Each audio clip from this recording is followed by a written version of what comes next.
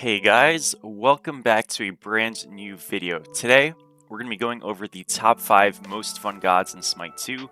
Now this is obviously a personal opinion and list. This has nothing to do with how strong or how meta these gods are. These are just picks that if I were to load up right now, I would play. That's it. Keep in mind obviously that I'm a solo laner, so some of these picks are naturally going to feel a little bit better or maybe more attractive or natural for me to play. So I'm kind of looking at it from that solo lens. But please let me know your 5 favorites below and let's just get into it. So at number 5 we have Cabrakan. Spoiler, he's going to be getting his very own video soon, but I think that this god is just kind of the perfect redesign of a character from Smite 1.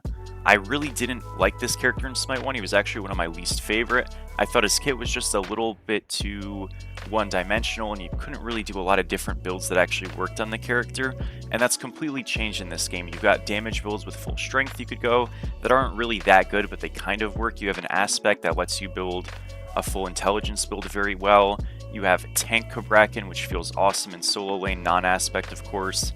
And really, I think what makes this character so different and so much better in this game is the shield kind of like phases that he has. So he has enhanced ability versions when he takes damage or when he like double uses an ability. So his 3 normally is Tremors, then it goes to like a Detonate Tremors that does more burst damage and cripples, your 2 stuns, and it just feels really good to play. I feel like combos where you do like a stun and then a double 2 and then a 3, you pop your 3 again, you ult, pop Pendulum Blade, all of a sudden you have all your abilities up again. Just means that this god feels like the word lockdown just personified, and it's so easy, it's so fun, and ultimately so satisfying that this pick to me is like awesome. Just absolutely love him. Easy number 5 for me. At number 4 we have Thor. This is my most played god in Smite 1 and Smite 2 overall. He's narrowly beating out in terms of playtime for me characters like Amaterasu and Osiris, but you know, there's a reason for it. Man oh man, I think Thor is just like the classic Smite experience. His aspect version in Smite 2 gives this god, I think, a much needed flexibility to actually be consistently viable as a tank, where sometimes, you know, that wasn't always the case before. But if you build full damage in the jungle or even in mid or something without aspect, you do so much damage, it feels wonderful. If you go in aspect version, you can play him tank. I think what's so good about Thor is just how versatile he is as a character.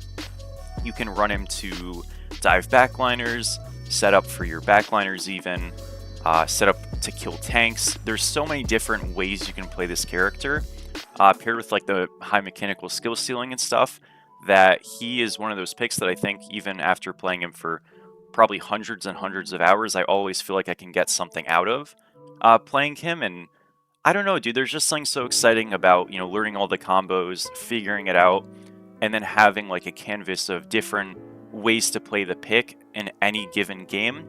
That's completely up to you, or just up to how the draft feels. So that knowledge curve, although it's sharp and this character's hard, I do recommend playing him because the payoff for once you kind of figure it out just feels awesome. Number 3. Mordred. This is an exclusive Smite 2 god, obviously, and it's one of those gods that make me really excited for the coming Smite 2 exclusives when they eventually release. Mordred, being a Arthurian kind of god, in my opinion kind of plays like a better King Arthur. He's super dash reliant, but not in a way that's completely ruined, I'd say, by like cripple comps or even hard CC.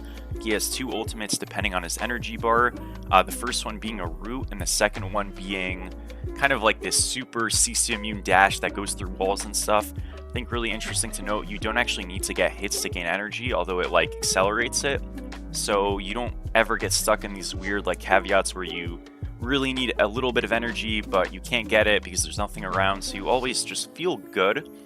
And the gameplay loop is weird, but it's fun. It's a fun type of weird. It's very chaotic. You kind of have to hit an ability on a god to get your dash, and your dash is this very little kind of insignificant thing, but if you consistently are hitting abilities and dashing after, you become this extremely hard to hit, run around, ability dash, ability dash, ability dash character. And once you get that gameplay loop sort of down and you get really comfortable with it, this god feels awesome. He's one of my most played gods in Smite 2, one of my best characters in Smite 2. I have so many memorable moments in competitive and ranked. playing this pick, and I think like if this character, which he's kind of showing to be one of the preludes, is like one of the preludes for Smite 2's characters in the future, this game is just in phenomenal hands, and I'm so excited to keep playing him and seeing what's in the future. Feels awesome. Mordred, easy number 3. Now number 2. Neith. I hated this god in Smite 1, and she was a super classic pick, still hated her, nothing to be done about it. I didn't even get her diamond, and I never wanted to play her. I thought Neith's biggest issue in the past was that she was sort of this weird in the middle between a burst kind of hunter and a auto attacker. She wasn't really good at either one, her kit didn't really make sense, and she just felt really bad to play as a result. But Smite 2 did a great job with hybrid scaling on this character, meaning you can build a strength build or an intelligence build. And I find the intelligence builds, which are more centered around the burst kind of idea, where you're playing her more like a mage, to be more fun and also more effective. And yeah, you just build full intelligence with Polynomicon, your dash combo where you put down your weave with your 2, then you root, and then you backflip with polyautos in between. Kind of just one-shots people. It's pretty easy to use, but it's so unbelievably satisfying. I play this character all the time in solo lane, and it just feels great. I mean, there's nothing like it in this game. I think it's such a easy to use combo that feels incredible, and I think not only that, but the fact that even if for whatever reason I don't want to play this character in that type of build, I can always go aspect, go very auto attacky. I just have so many builds to try, and something I really enjoy in this game, and kind of is consistent with my top picks, is how much flexibility certain gods have with the openness of their potential builds. So Neith definitely has that. Awesome character, and a god I'm very happy I enjoy in this game. Number 1. Danzaburo. This little rat thing is just my favorite. If I were to describe this god in one word, it's just goofy. Now I want you to step into my world for a second. I have to always do these really detailed play-by-plays. I have to describe macro and fundamentals, laning phase, really kind of show you how to play in a very structured and organized way. That's kind of the way I do my channel. But when you play Danza, it's like you have to do all that stuff to play it well and to play the character well. Those things are super important for the game. But you get to just play this stupid, funny, jank kit that like kind of works, is kind of garbage at the same time. But he's a walking highlight reel, and that's what's so awesome about this character. I think he's the most feast or famine god of all time. You either go like 20-0 or you go 0-20, but that excitement and that kind of sporadicness to him just makes him, to me, the most fun god in the game. Obviously, do not go aspect. I don't think it's as good or as fun. And yeah, you go poly with a full build double stack Transcendence Book of Thoth, and you just one-shot people with your abilities with the Leaf Auto. The Leaf Auto basically gives him like 1400 damage in one auto attack, so you're just running around one-shotting people or getting insta-killed because they see your Leaf first. And it's hilarious. I think the jankiness of this character kind of gives him a higher skill curve and like knowledge curve and cap than, something like Neith, where it's kind of very easy but telegraphed, so your pick doesn't really feel unfair. And at times it can feel really frustrating with how inconsistent he is, but it's super covered by the fact that his damage potential is just higher than almost any god in the game. And that kind of contrast to me is just exciting. It's like so goofy, but it works, and that's just awesome to me. So just like that, those are my top 5 favorite gods in Smite 2.